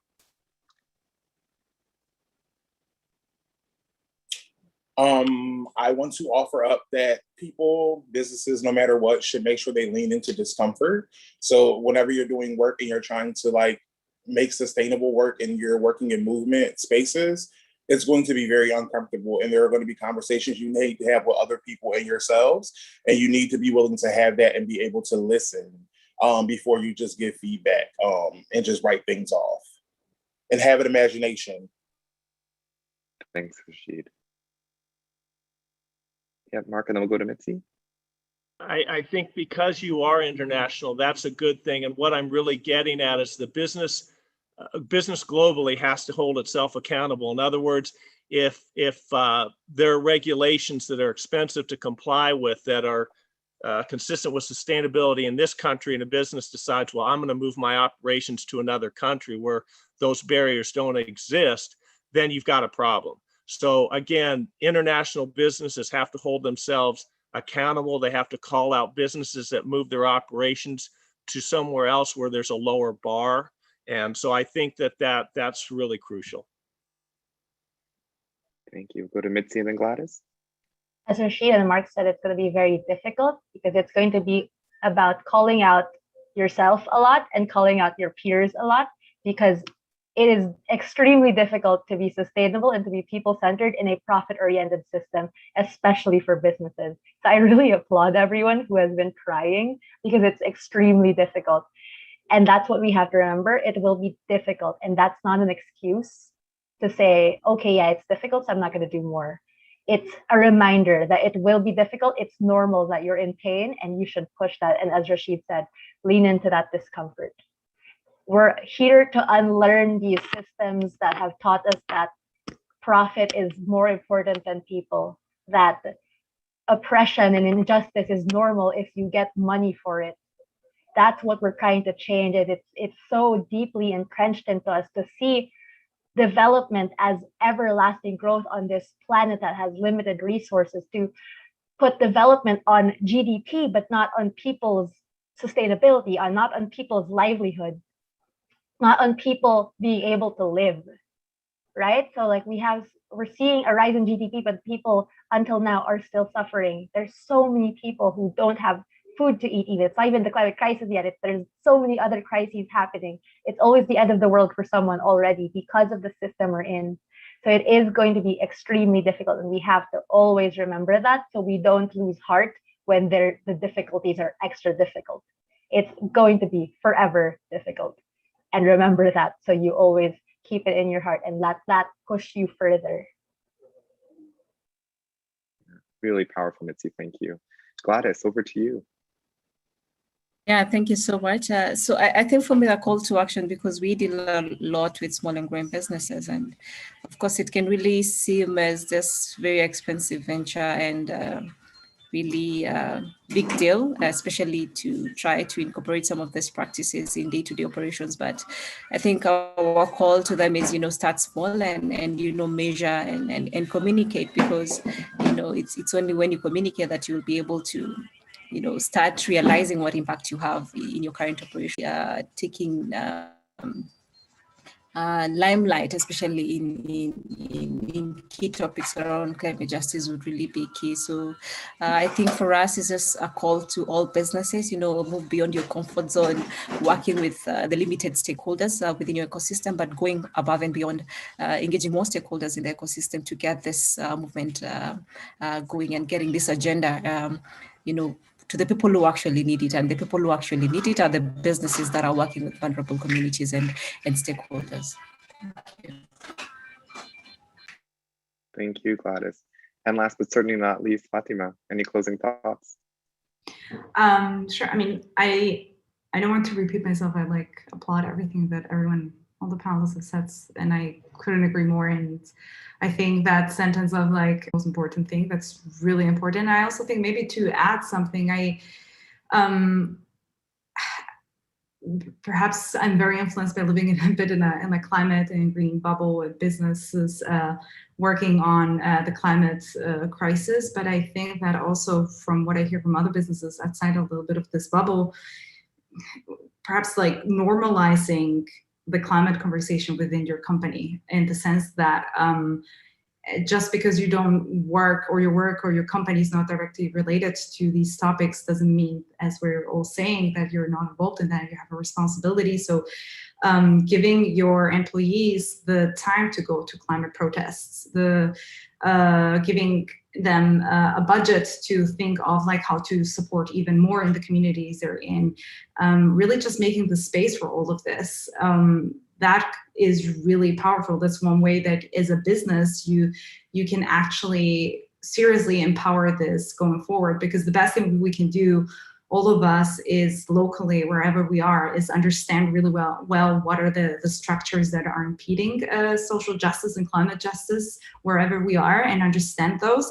And for anyone that is not dedicated 24 hours in their work, well, hopefully not 24 hours, or doesn't dedicate themselves every day to this work just automatically because they're in activism, because they work in a company that is already dedicated to this, having the space to do this is not always that easy. You don't always have the strength to do it, and don't always know where to start. As a company, you can give that space. You must give that space. You are part of the problem and part of the solution. So giving your employees this time, giving them making, climate protesting part of working hours, supporting them if they're ever arrested, and just bailing them out. All of these things are important because it's also in community and together that we fight against this best. So if you already create this community within your business, that's really powerful. That's one big thing that you can do, because at the end,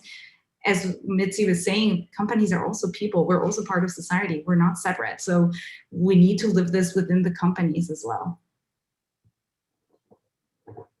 Well, thank you all so much for your time and your perspective and the experience that you've gifted all of us today for the conversation. It is a real gift for all of us to have this opportunity. And with that, I will turn things back over to Justin. Thank you, Dan. Thank you, Mitzi, Rashid, Gladys, Fatima, Mark.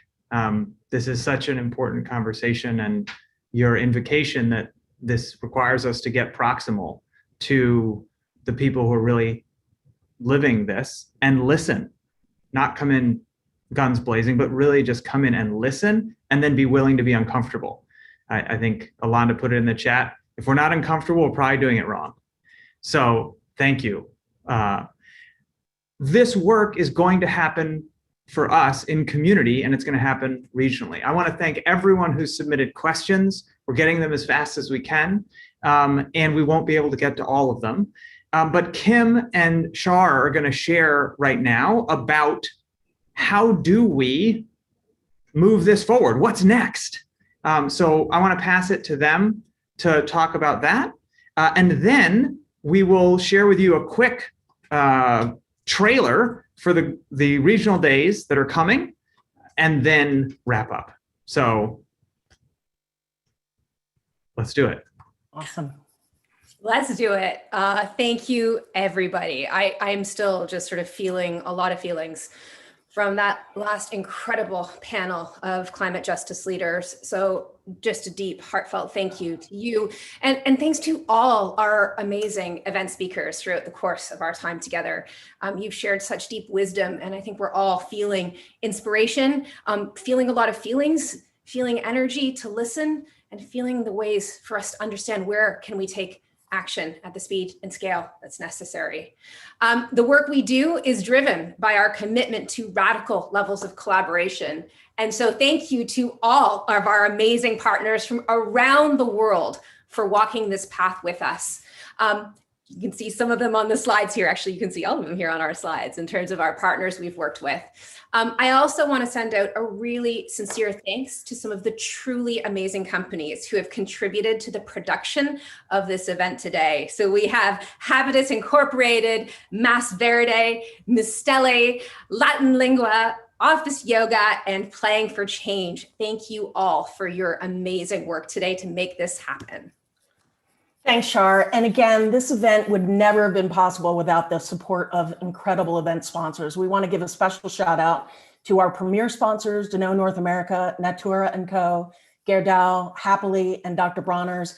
And we'd also love to thank these amazing sponsors who've also contributed to this event: the Business Development Bank of Canada, Taos Ski Valley, Participant Media, Conscious Capitalism Florida, Climate Positive, Mustela, 3 Degrees, Pure Strategies, Native Energy, Latin Lingua, 2040, and many regional sponsors who've contributed to enabling this event to happen. We are so incredibly grateful to you.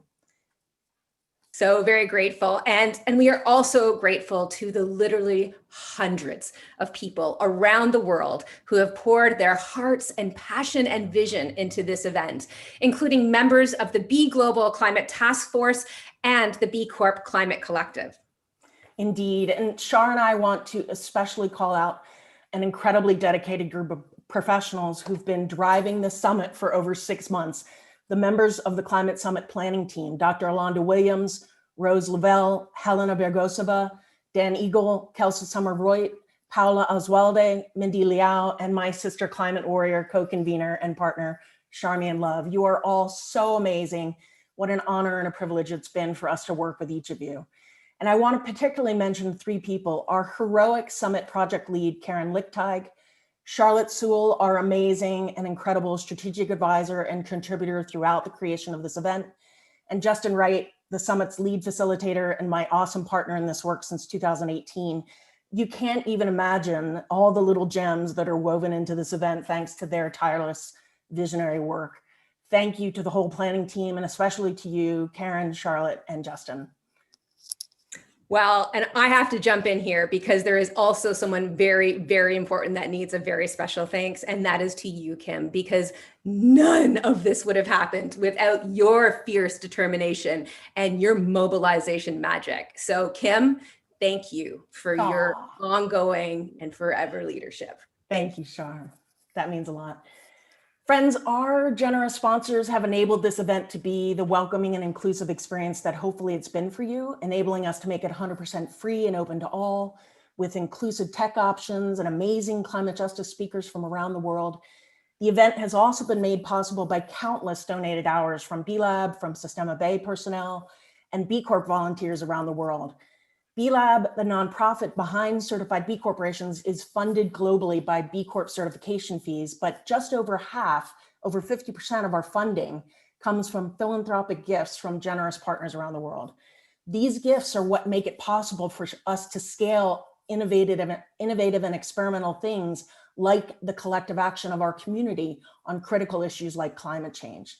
So if you were moved or inspired by the session today, and if you're maybe looking forward to the programming over the next 2 days, would you consider making a charitable donation to support B Lab?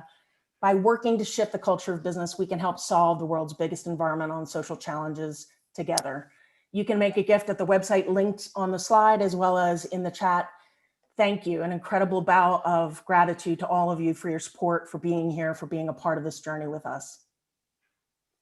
My friends, we hope that what you've experienced over the last 2 hours has inspired you and caused you to think differently about your role in solving the climate emergency and our work, what we need to develop, share, and accelerate together.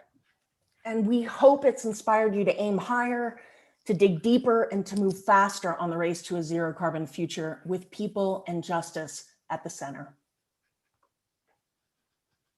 Thank you, Kim and Shar. Paula, should we tell them about the regional gatherings? Yeah, let's talk about the regional gatherings. We have 2 more amazing perks coming. One is one of the ones that you like the most, networking time. So stay tuned, networking time. I know from B Corps and purpose-driven businesses that they want to connect, talk, hopefully make partnerships. So stay tuned for that. And to get a flavor of what's coming for these regional gatherings, we prepare a video, right, Justin? We did. Every region has a mini segment on what's coming. So we're going to show you that and then explain to you how you'll get to connect with each other. And then we'll close with some music. So thank you. Hi, everyone. My name is Trevor Combo from B Lab East Africa here in Kenya, and we're excited to be running an Africa regional gathering at the Climate Summit. And we'll be discussing the role of businesses in addressing climate change in Africa, as well as seeing how youth and businesses can come together to fight and mitigate climate change here in Africa. We can't wait to see you there. You can find the links to register both in SCED and on the chat right now. And as a great follow-up, B Lab East Africa will be running a major crowdfunding campaign to aid the growth of more sustainable businesses who are working to mitigate climate change in Africa. You can learn more on the link in the chat box now. Hello, I'm Satika at B Corp's 24 Slides from B Climate Collective Asia Task Force.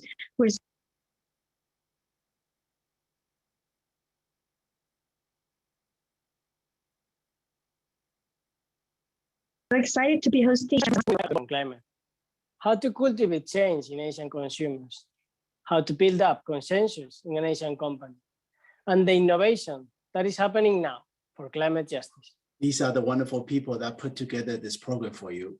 44% of carbon emission come from Asia. We need to do our part for our planet's climate neutrality. Please be here. We need each other to create this change together. Register at the link below. Hello and kia ora. I'm Mindy Liao, the head of community building at B Lab Australia and Aotearoa, New Zealand. The B Corp Climate Collective in this region is so excited to be hosting an interactive workshop called Save the Date, Planning for Net Zero. Hosted by B Corp climate leaders in our region, this workshop is open to any organizations at any point of their net zero journey. Our aim is for you to walk away with practical action items that you can implement for your company to take its next step towards net zero. We can't wait to see you. Find the link in SHED to register or in the chat now. Hi, I'm Francine Lemos, Executive Director of Sistema B Brazil. I'm very excited to be hosting the Brazilian regional event as part of the Climate Summit. We have an incredible program lined up to support the B Corp community here to advance on climate. Some of the highlights, we are going to discuss the next steps after signing the net zero commitment, and also an incredible chat with Brazilian experts regarding Amazonia, and much, much more. Hope to see you there. You can sign up both on the chat here or on the sketch. See you tomorrow. Bye-bye.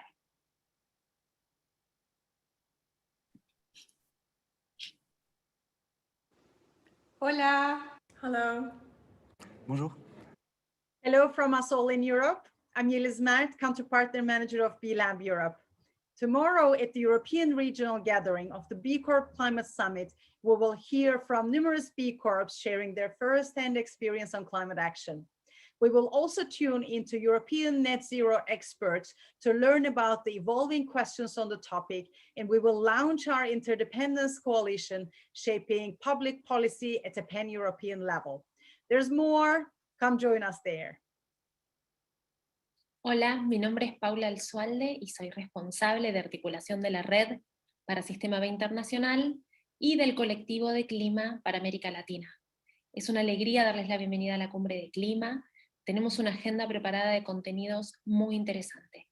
Para el día 2 de la cumbre, que es el 30 de junio, tenemos un panel alineado con los Climate Champions de Naciones Unidas, siguiendo la línea de las 4P. El primer panel será de prometer, el segundo panel de planificar, el tercero proceder y el cuarto publicar.